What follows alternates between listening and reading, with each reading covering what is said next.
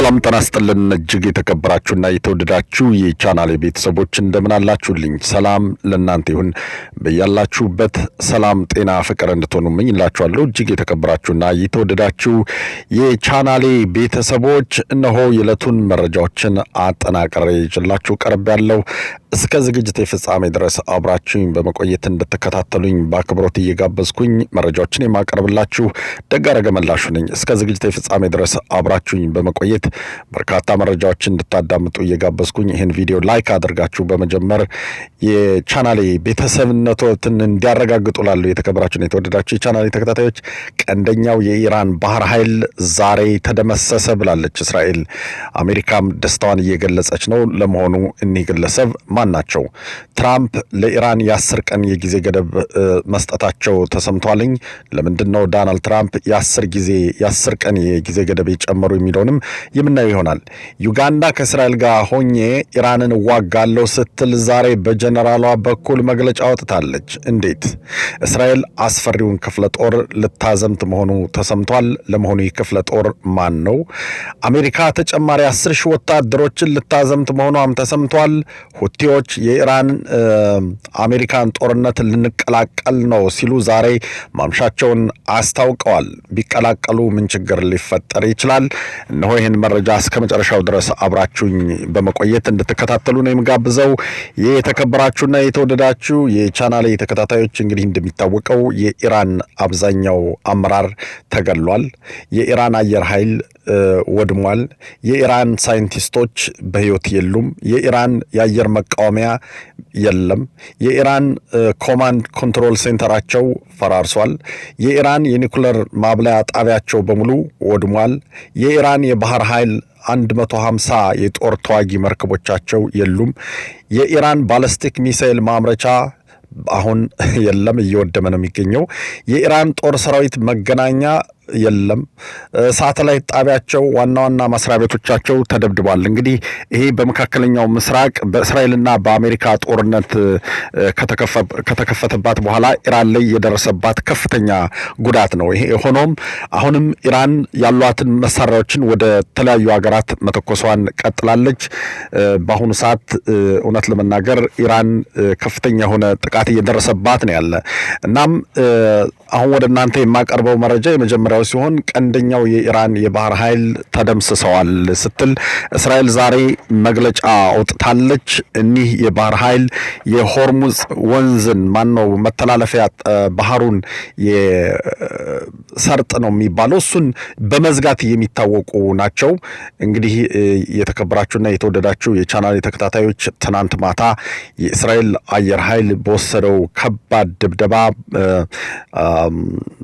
ባንዳር አባስ ውስጥ በተባለ አንድ ቦታ ላይ ተደብቀው የነበሩት የአሜሪካና የእስራኤልን ጦር እናወድማለን፣ እናጠፋቸዋለን፣ እናሸንፋቸዋለን እያሉ ሲዝቱ የነበሩት ግለሰብ ራሳቸው ዛሬ የነ እስራኤልና የነ አሜሪካ አየር ኃይል ድብደባ ራት ሆነው መገደላቸው ነው የተነገረና እንግዲህ እኒህ ግለሰብ ዋና አዛዥ ኮማንደር አሌራዛ ታንግሌሪ ይባላሉ።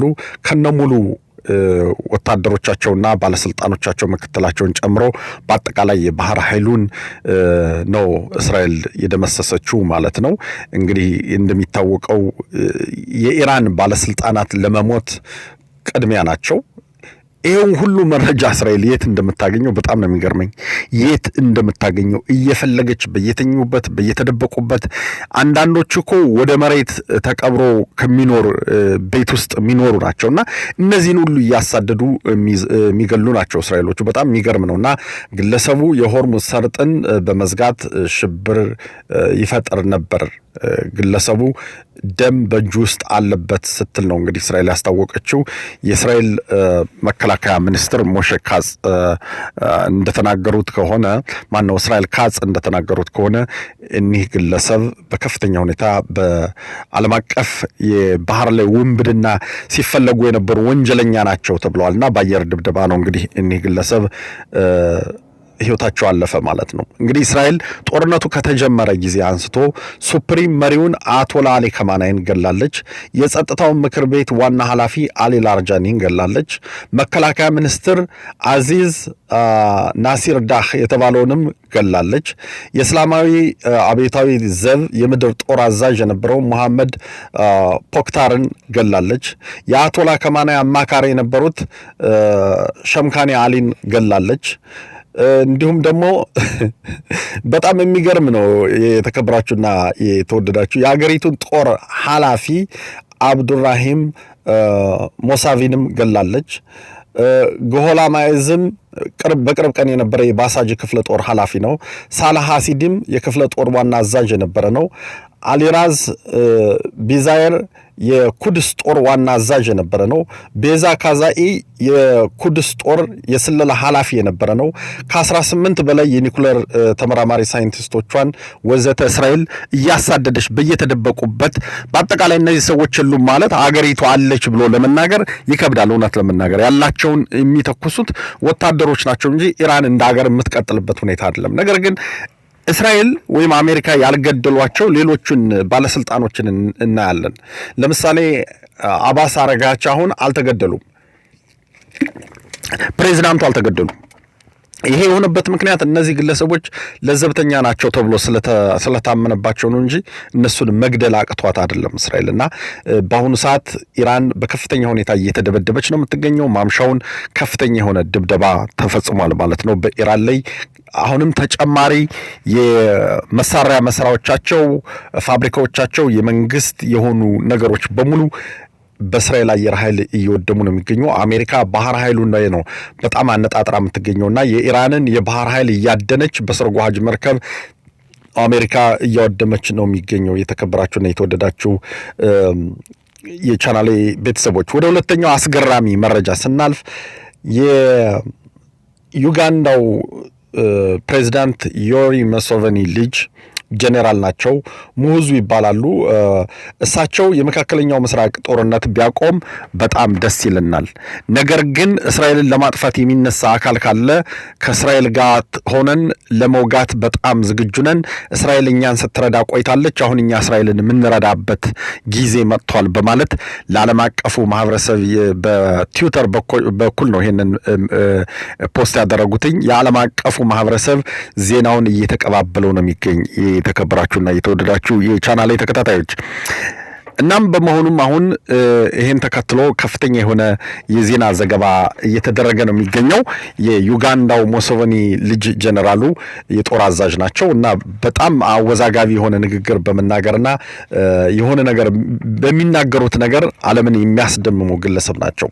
ይህ በእንዲህ እንዳለ አሜሪካ ተጨማሪ 10,000 ወታደሮችን ወደ መካከለኛው ምስራቅ ልልክ ነው ስትል ዛሬ በፔንታጎን በኩል አስታውቃለች። እንደሚታወቀው ከዚህ በፊት አሜሪካ በጣም በርካታ ጦሮች በመካከለኛው ምስራቅ አሏት። አሜሪካ ካሏት 750 ቤዞች መካከል ቁጥሩ ትንሽ ነው የማይባል በሳውዲ አረቢያ፣ በኩዌት፣ በባህሬን፣ በኦማን፣ በዮርዳኖስ፣ በእስራኤል እንዲሁም ደግሞ በዩናይትድ አረብ ኤምሬት፣ በኩዌት ወዘተ በመሳሰሉት ይገኛል። ከዚህ በፊት አሜሪካ በቦታው አስቀድሞ 50,000 ወታደሮች ያሏት ሲሆን በተጨማሪም ባለፈው ጊዜ 82ኛውን የአየር ወለድ ክፍለ ጦርም ኤርቦርን ይሉታል 82nd ኤርቦርን ዲቪዥን ነው የሚባለው። እሱን ክፍለ ጦር 1,000 ወታደሮችን ወደ ቦታው ልካለች። እንደገና ሰከንድ ማሪን ኤክስፔዲሽነሪ ዩኒት የሚባል 3,000 ፓራትሩፖች ወይም አየር ወለድ ወታደሮችን ያዛለ። ከዚህም በተጨማሪ የአጥቂው ግሩፕ ስትራይክ ግሩፕ ነው የሚሉትኝ 12ኛው ዩኤስኤስ ጀራልድ አርፎርድ እዛ ነው ያለው። በተጨማሪም ደግሞ ስትራይክ ግሩፕ 3 ዩኤስኤስ አብርሃም ሊንከን እዛ ነው ያለው። ዩኤስኤስ ጆርጅ ደብሊው ቡሽ እዛ ነው ያለው።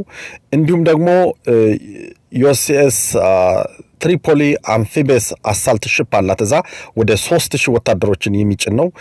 ዩኤስኤስ ፖርትላንድ፣ ዩኤስኤስ ኮስሞቲክ እንዲሁም ዩኤስኤስ ኒው ኦርሊንስ የተባሉ ተጨማሪ አጥቂ መርከቦች ወደ ቦታው እየሄዱ ናቸው አሉት። ለምንድን ነው አሜሪካ ይህን ሁሉ ወታደር ወደ ቦታው እያጓጓዘች ያለችው ብለን ስንጠይቅ ምናልባት አሜሪካ በስተመጨረሻም የእግረኛ ወታደሩን በሚፈለጉ ቦታዎች ላይ በማዝመት አንዳንድ የኦፕሬሽን ስራዎችን ለመስራት ያቀደች ይመስላል። በአሁኑ ሰዓት እንግዲህ አሜሪካና ኢራን እየተደራደሩ መሆናቸው ነው የተነገረው። ኢራንና አሜሪካ እየተደራደሩ ቢሆንም ኢራን እየተደራደርኩ ነኝ አትልም። ነገር ግን ባለ 15 ነጥብ ባለፈው ጊዜ የአሜሪካ መንግስት ማውጣቱን ተከትሎ እሷ ደግሞ ይሄን ነው የምቀበል ብላ የራሷን ነጥብ አምጥታለች። ነገር ግን ያን ያመጣችው ነጥብ ስኬት ላይ እንደማደርሳት ይታወቃል። ከዚህ በፊት ጦርነቱ ከመጀመሩ በፊት ይሄን ነጥብ አንቀበልም ብለው ወደ ጦርነት ያመራቸውን ዋነኛውን ዓላማ ረስተዋለች ማለት ነው ኢራን። እና አሁን እሷ ይዛ የመጣችው ምንድነው የኒኩለር የማብላላት መብት ይሰጠኝ፣ የሆርሙዝ አካባቢ ገንዘብ ቻርጅ እያደረኩኝ መርከቦች እንዲያልፍ ላደርግ እና የስትሪት ኦፍ ሆርሙዝ ወይም የሆርሙዝ ባህረ ሰላጤ አካባቢ የኔ ግዛት ይሁንልኝ።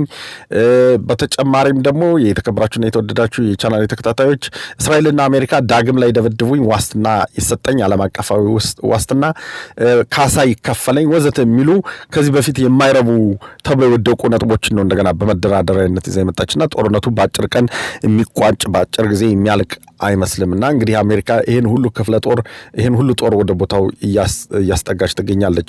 ትራምፕ ለኢራን ሰጥተዋት የነበረውን የመጀመሪያ 48 ሰዓት ነው። ከዛ የ5 ቀን ተደርጎላት ነበር። አሁን ደግሞ ወደ 10 ቀን የጊዜ ገደብ ተሰጥቷል። በዚህ 10 ቀን ውስጥ ኢራን ተደራድራ ውጤት ላይ መድረስ ካልቻለች የኢራንን የመብራት የኃይል ማመንጫዋን በአጠቃላይ እንደመስሰዋለን ብለዋልኝ። ዛሬም ይሄንን አረጋግጠዋል ማለት ነው። ኢራን ካልተደራደረች የሚደርስባትን ከፍተኛ ጉዳት አሜሪካ እየተናገረች ነው ያለች። እንዲሁም ይህ በእንዲህ እንዳለ የተከበራችሁና የተወደዳችሁ የቻናል ተከታታዮች እስራኤል ተጨማሪ ወታደር ወደ ሊባኖስ ላከች። 162ኛውን ክፍለ ጦር 98ኛውን ክፍለ ጦር ሊቀላቀሉ ነው ተብሏል። 91ኛውና 36ኛው ክፍለ ጦር ከዚህ በፊት በዛው እየተዋጋ እንደሆን ባለፈው ጊዜ ነግራችኋለሁ። አንድ ክፍለ ጦር በእስራኤል 10,000 ወታደሮችን ይይዛል። 4 ክፍለ ጦር ሄደ ማለት 40,000 ወታደሮችን እስራኤል በሊባኖስ ላይ ልታዘምት ነው ማለት ነው። ስለዚህ በአጠቃላይ ይሄ ክፍለ ጦር 3 ተዋጊ ብርጌዶች አሉት። እያንዳንዱ አንድ አርሞርድ ብርጌድ አለው። እንዲሁም የመረጃ ክፍልና የመድፈኛ ክፍል ያለው ጦር ሲሆን በጣም ከፍተኛ ነው። ከላይ በሰማይ በአየር ስለሚታጀብና ከፍተኛ የሆነ ድብደባ ከተደረገ በኋላ ይሄ እግረኛው ወደዛ የሚገባው ምናልባት ሂዝቦላ የመጨረሻ የመጥፊያ ጊዜው የተቃረበ ይመስላል። እስራኤል ሰሜን ሊባኖስን ወይም ደቡብ ሊባኖስን በሰሜን እስራኤል የደቡብ ሊባኖስን መሬት አኔክስ አረጋለሁ ብላለች፣ ወስደዋለሁ ብላለች። ስለዚህ እግረኛ ወታደር ወደዛ የሚያቀናበት ዋነኛው ምክንያት በዛ አካባቢ የሂዝቦላን ሽብር ድርጅት ከማውደም ጀምሮ አካባቢውን ተቆጣጥሮ የእስራኤልን ደህንነት ለማስጠበቅ እንደሆነ ነው እየተነገረ ያለና በአሁኑ ሰዓት እውነት ለመናገር በከፍተኛ ሁኔታ ይሄ ጦርነት እየተስፋፋ ቢሄድም እስራኤል ግን ጠላቶቿን እያጠፋች ነው የሚገኝ። ለምሳሌ በሶሪያ በኩል ለእስራኤል ስጋት የሚሆናት የለም። የአሳድ መንግስት ከወደቀ በኋላ ኢራን ከቦታው ተባራለች።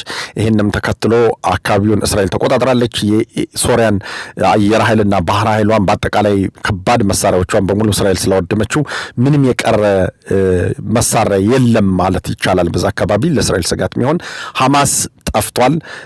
ኢራን እየጠፋች ነው ያለች። ሂዝቦላ እየጠፋ ነው ያለ። ከዛ ሁቲዎች ናቸው። እነሱም ደግሞ ልካቸውን የሚያገኙበት ጊዜ ይፈጠራልና እስራኤል በአጠቃላይ ጠላቶቿን እሷ ሳትሆን የሚጠብቃት አምላክ እየመታላት ነው የሚመስለው። እውነት ለመናገር እየፈለገች የምትገላቸው ሰዎች በጣም የሚገርም ነው። መሬት ውስጥ የተደበቀን አውጭ እንደዚህ እንደ ፍልፍል እያሳደደች የምትመታ እንዲህ አይነት ሀያል ሀገር እስራኤል ከኢራን 80 ጊዜ ያነሰች ናትና ይሄን ሁሉ ኃይል እግዚአብሔር እንዴት አድርጎ እንደሰጣት በጣም የሚገርም ነው። እውነት ለመናገር በመንፈሳዊነት አይን ካልተመለከት ነው በስተቀር በፖለቲካ ትንታኔ ሊኖረው አይችልም። ምክንያቱም ኢራን በጣም ከባድና ትልቅ ሀገር ስትሆን እንደምታዩት ሌሎቹን ሀገሮች ሁሉ ማስጨነቅ የምትችል ነች እና የእስራኤል አየር ኃይል እንደፈለገ እየወጣ እየገባ እና አሁን የሚያሳየን ምንድን ነው የቻይና መሳሪያዎች የሩሲያ መሳሪያዎች ከአሜሪካና እስራኤል ቴክኖሎጂ ጋር ሲነጣጠሩ ምንም ማለት እንዳልሆኑና ከምንም ሊያድኗቸው እንደማይችሉ ማረጋገጫ ናቸው። ስለዚህ የእስራኤል ጠበብቶች በጣም በሚገርም ሁኔታ ከአሜሪካ የገዙትን F-35 F-16 እና F-15 ተዋጊ ጀቶችን የተለየ ከራዳር እይታ ውጭ አድርገው እንደፈለጉ ማለት ነው እየወጡ እየገቡ እየደመሰሷቸው በቃ አሁን አካባቢውን ሁሉ እያናወጠችው ነው የምትገኝ እስራኤል። በየቀኑ ኢራን ትደበደባለች ማለት ነው። የኢራን ዋና ከተማዋን የመንግስት ዋና መቀመጫ የሆነ ፖለቲካሊ በጣም የሚገርም ነው።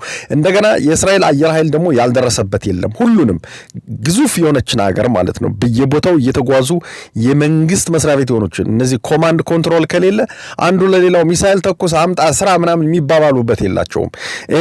እንዲሁም ደግሞ መሪዎች ከሌሉ በጣም የሚገርም ነው ማለት ነው። የእስራኤል ነገር በጣም ነው የሚገርመኝ። እኔ ጠዋት ማታ 24 ሰዓት በሙሉ ባወራ ስለ እስራኤል የሚሰለቸኝ ነገር አይደለም። በጣም የምትገርም እግዚአብሔር የባረካት ጠቢብ የሆነች ሀገር ናትና ከሷ ጋር ውጊያ አዋጣቸውም ከዚህ በፊት መማር ነበረባቸው እና አሁን ኢራኖቹ ምናልባት ከዚህ በኋላ ሌላ አማራጭ ስለሌላቸው አገሪቱ ሚሊተሪ ዲፊት ስለተደረገች የአሜሪካ እግረኛ ኃይል ከገባ ደግሞ ወርቶግ ኤቴን የሚባል የአሜሪካ በጣም ቀስ ብሎ ዝቅ ብሎ የሚሄድ አውሮፕላን አላትና ተሸክሞት የማይሄደው የፈንጅ አይነት የለም። በባህር እያሰሰ የኢራንን የባህር ኃይል እየደመሰሰ ነው የሚገኘውና ይሄ በጣም ለእግረኛውም አስቸጋሪ ነው የሚሆነው። ከእግረኛ ምናልባት አሜሪካ አንድ ደሴት ልትቆጣጠር ትችልና ያንን ደሴት በስተመጨረሻም ራሷ ይዛ ነዳጅ የሚተላለፍበት በመሆኑ በሆርሙዝ ሰርጥ አካባቢ ምናልባት የኢኮኖሚ ጥቅምም ልታገኝበት ትችላለች። መንግስት ግን ኢራን ውስጥ አለ ተብሎ ሊነገር አይችልም። ምክንያቱም ተደብቀው እየተሽለኮለኩ የሚኖሩ ናቸው እንጂ አሁን እንደ መንግስት አደባባይ ወጥተው የሚዋጉ ምናምን እንደሚፈነጩ አይደሉም። እና እንደምትመለከቱት ይሄ ባንድ የእስራኤል አውሮፕላን ድብደባ ትልቅ ነው። በነገራችን ላይ የመንግስት መኪኖች ምናምን የሚሰለፉበትና ይሄ እንትን ስራ የሚሰሩበት ነው። የጦር መሳሪያ ምናምን የሚሰሩበት ነው። አሁን ባያችሁት መልኩ ነው በቃ የሚወድመውና ኢራን ከዚህ በኋላ ላንሰራራ ብትል እንኳን ከ20 እና ከ30 ዓመት ያላነሰ ነው። በጣም አመሰግናለሁ። ሰላም ቆዩ።